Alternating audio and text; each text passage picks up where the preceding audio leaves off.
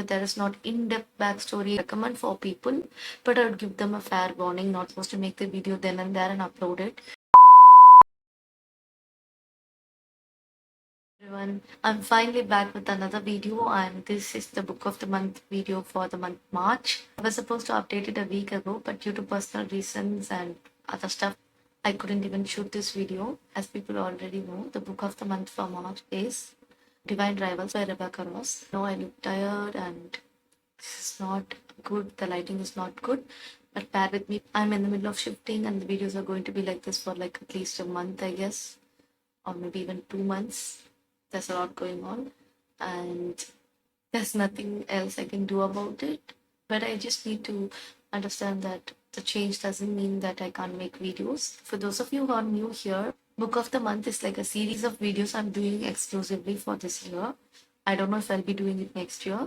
So for the year of 2024, I'll be reading 12 different books for each month. Each of this book will belong to a different genre. So I'll be exploring 12 unique genres. This is mostly to expand my reading with the, existing books in my TBR, that is the books I already own, and also to explore genres I usually, procrastinate and avoid. So that is the sole reason I'm doing this, and also to bring about book suggestions that is not well known across the community. LOFA's Divine Rivals are all very famous, and you're saying that you're going to bring the books that are not well known. I included some of those books because I also got inspired by other people who suggest those books. That is the reason I have also wanted to read those books, and I'm not promoting popular books. I'm just saying that some of the books I've included in the list might be underrated or lesser known books, and some books might be already popular. Let's talk about Divine Rivals. So, Divine Rivals is a fantasy novel written by Rebecca Ross, and that's the second book in the series. Divine Rivals is followed by Ruthless Vows, and I've already read Divine Rivals now, and I have actually finished reading the book like a week before March ended. I was supposed to make the video then and there and upload it, but then due to personal reasons I couldn't. So Divine Rivals is like a fantasy book, and it's set in a imaginary world, but it's very similar to our world, but not in the current time. Our world in like World War I or something like that. During that time, there are two girls who are fighting each other, Dacre and Enva. The world is initially set in the place called Oath, where the war is yet to come. The war is somewhere else, and we see that the two main characters, right, Roman and Iris, they're both working in the same magazine. They are both interns who are competing for the same posting. They are rivals like that. Yeah. The basic premise is that they both don't like each other. They are competing each other, but still, Iris has some sort of mixed emotions about him, and Roman is like a closed book at first. Then we get to explore the story premise, which is the letters of enchantment. There is no plot twist here. That let's talk about the prologue, which is Iris's brother Forrest enlisting for the war. So after that, she's working in a magazine, and she's also taking care of her mother who's an alcoholic, and she's also having a rival with Roman. So she's writing a lot of letters to her brother who's in the army, and that letters are not reaching to Forrest, and she's not getting any answer. And magically, someone writes back, someone who's not Forrest writes back to her. She doesn't know who this mystery person is. So that is the basic premise, and we soon find out in like a few chapters that it is Roman who's her nemesis at office. Not nemesis, maybe a rival, competitor. So that is the premise. I haven't spoiled anything for you because we find it out like in a very early chapter or something. So we know that these two are the people who are conversing in the letters, and in real life they don't have much in common, at least during the beginning or up until the mid of the book. And that is something I found refreshing. There's no twist or something. There are just blatant facts in front of you, which you're reading, and then you progress. One thing I really appreciated is, even though there isn't a big twist, or like there isn't a lot of backstory, as in there are backstories, but there is not in-depth backstory. There isn't like very big issues that carry on for chapters. There's nothing like that in this book. Everything we go through is very simple or very common, as in something very specific to this book. So how would you find it interesting is might be your question. I was also surprised when I went through with the book a little fast.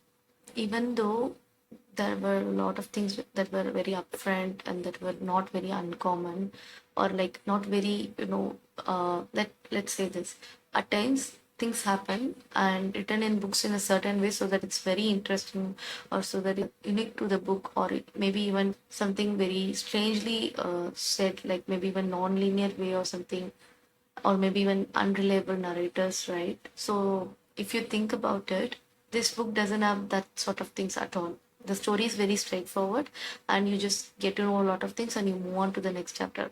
So this book is a well written, simple book, which you will not, find very boring, which is like a very high possibility for simple books, right? This book doesn't have complex stuff going on at all. This book is quite simple and it's very straightforward, and the fact that it wasn't boring even with that is like very good thing for the book. Now let's talk about the, something I found very odd.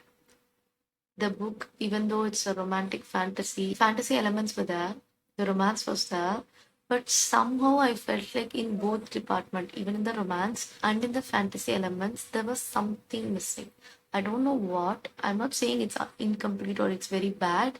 It's good, it's complete, but I wanted more of it. Both fantasy and romance, like both parts of the book needed more. And it's not that the more part doesn't make the book any less worthy. The book is good, but I would have enjoyed it more with more, more said elements. And one other thing is, it's very easier on readers. I read about things that were original to the book, and I still didn't find, uncomfortable or boring, or like I am being continuously told more about the world that I should be learning and learning and learning, like in other fantasy book. This was a very simple book. There is much to enjoy. It's not an extraordinary out of the world book, but it's a good book and it's something I would recommend for people. But I would give them a fair warning not to expect something extraordinary, or maybe, too much of romance or too much of spicy scenes or too much of fantasy. I would give that warning to them before suggesting the book. Again, I didn't feel like the book wasted my time in any way. I was happy to read such a light-hearted book because if you think about it, most of the books are becoming very similar because of the tropes. There are only some books which doesn't, come under popular book tropes. So it's always refreshing to read books that doesn't fit into that common book tropes, because at times it will be like overwhelming, or you get bored because you've seen it a lot of times before, right? Even though I haven't read a lot of books with said popular tropes, I have heard a lot about it online. Even without reading it, I got used to familiar tropes and I don't even want to read them anymore. So if you're someone who's looking for like books that are just simple, that doesn't have smut or spicy scenes, that doesn't have high fantasy elements, easy to understand, and has a light-hearted romance, this is a book you must be reading. And like I said, it's not that I didn't enjoy the book. I was just expecting a little more, not much, just a little more. I would have enjoyed it more if what I expected was there in the book. But still, it was a good read. It was a refreshing read after a long time. And I would say you should go for it. But given the fair warnings, I will be announcing the book of the month for April soon. As soon as this video is out, you will know what is the book of the month for April. I'll give you a quick hint. The genre is biography. If you can guess the book, do comment it below. And yeah, that's it for now. Live through stories. Bye. Do subscribe for more content like this. Bye.